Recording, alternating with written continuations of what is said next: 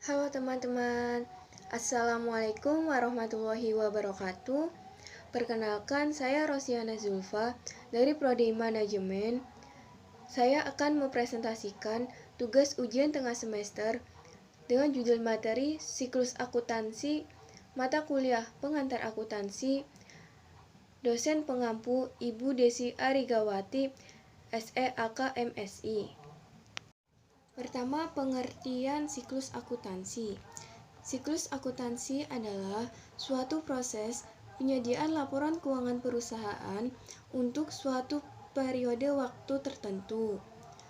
Siklus ini dimulai dari terjadinya transaksi sampai penyiapan laporan keuangan pada akhir suatu periode. Siklus akuntansi secara khusus diartikan sebagai proses berulang untuk melakukan identifikasi, analisis, dan merekam setiap kegiatan akuntansi dalam sebuah perusahaan. Siklus dalam kegiatan akuntansi ini terjadi dalam kurun waktu 1 tahun. Dalam kurun waktu tersebut, semua prinsip kaidah, metode, hingga teknik-teknik dalam akuntansi digunakan untuk mencatat segala kegiatan akuntansi perusahaan. Bentuk siklus akuntansi ada dua, yaitu siklus akuntansi perusahaan dagang dan siklus akuntansi perusahaan jasa. Tahapan siklus akuntansi ada pencatatan dokumen yang terdiri dari dokumen transaksi dan pencatatan transaksi. Yang kedua, pencatat transaksi ke dalam jurnal, terdiri dari jurnal umum, jurnal khusus, jenis jurnal khusus. Yang ketiga, melakukan posting ke buku besar, yang terdiri dari fungsi buku besar, klasifikasi buku besar, bentuk buku besar, menyusun neraca saldo. Yang keempat ada menyelesaikan siklus akuntansi, terdiri dari membuat jurnal penyesuaian, membuat neraca lajur, laporan laba rugi, laporan perubahan ekuitas, laporan posisi keuangan, laporan arus kas, dan yang terakhir membukukan jurnal penutup.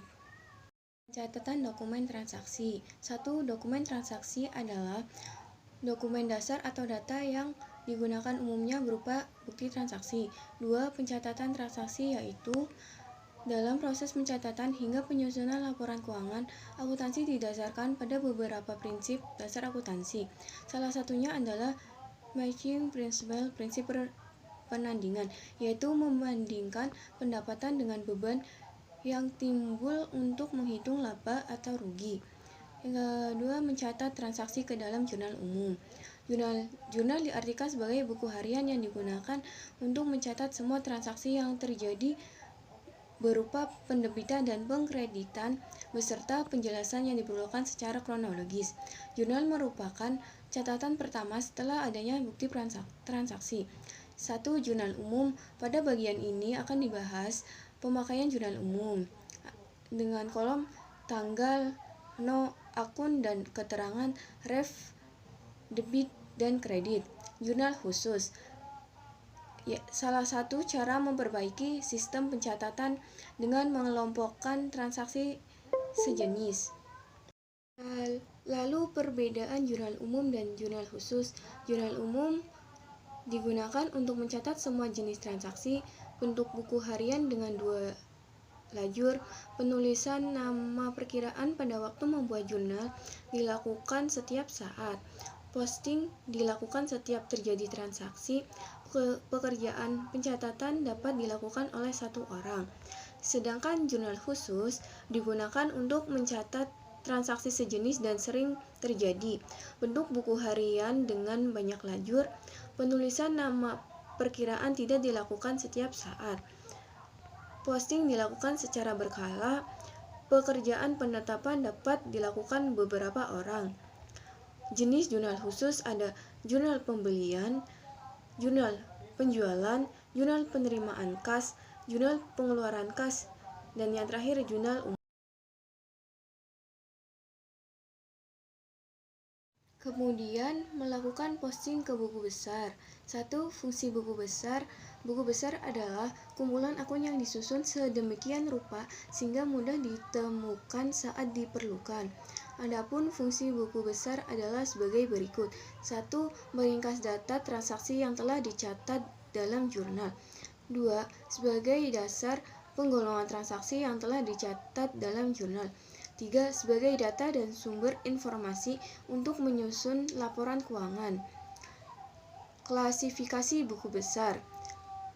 Ada akun permanen real akun, yaitu akun yang saldonya akan berlanjut dari satu periode ke periode berikutnya dan pelaporannya berbentuk laporan posisi keuangan. 2. Akun nominal temporary akun, yaitu akun yang saldonya akan berakhir dalam satu periode dan pelaporannya terbentuk laporan laba rugi. Next, bentuk buku besar. Bentuk yang biasanya digunakan oleh perusahaan adalah sebagai berikut. Bentuk T. Akun bentuk T yang sederhana ini digunakan untuk mempermudah mengenalan bentuk dan cara pencatatan transaksi yang akan dicatat pada sisi debit dan sisi kredit. Dapat dilihat seperti itu kolomnya. Yang kedua, bentuk kontrol. Nama perkiraan, nomor rekening. Seperti itu juga kolomnya. Yang ketiga, bentuk saldo tunggal.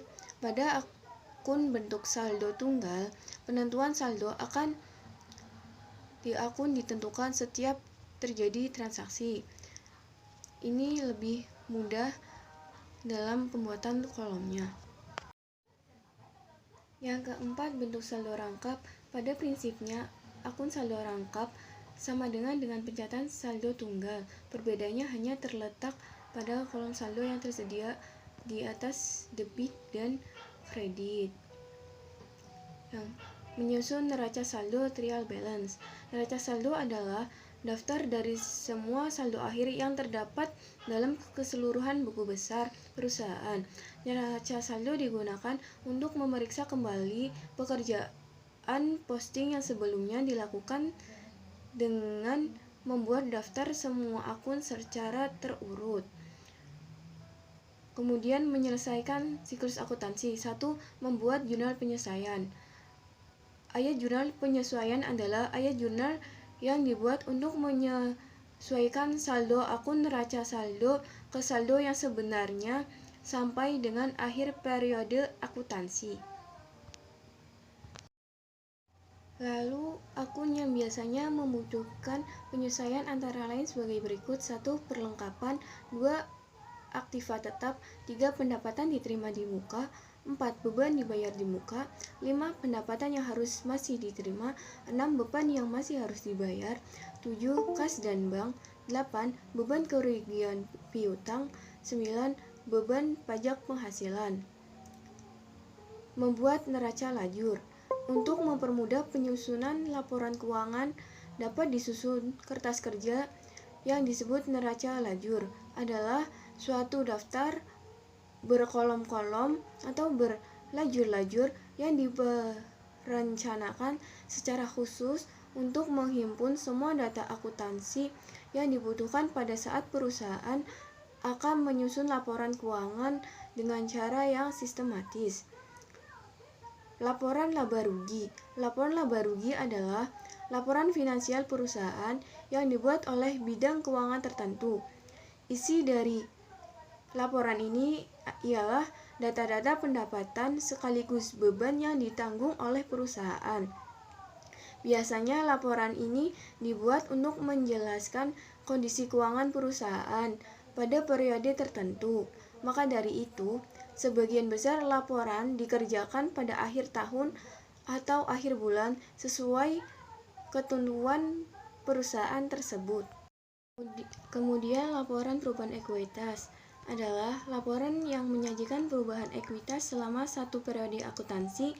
Laporan ini terdiri atas beberapa elemen, diantaranya modal awal periode, penambahan dan pengurangan selama satu periode, dan modal akhir periode.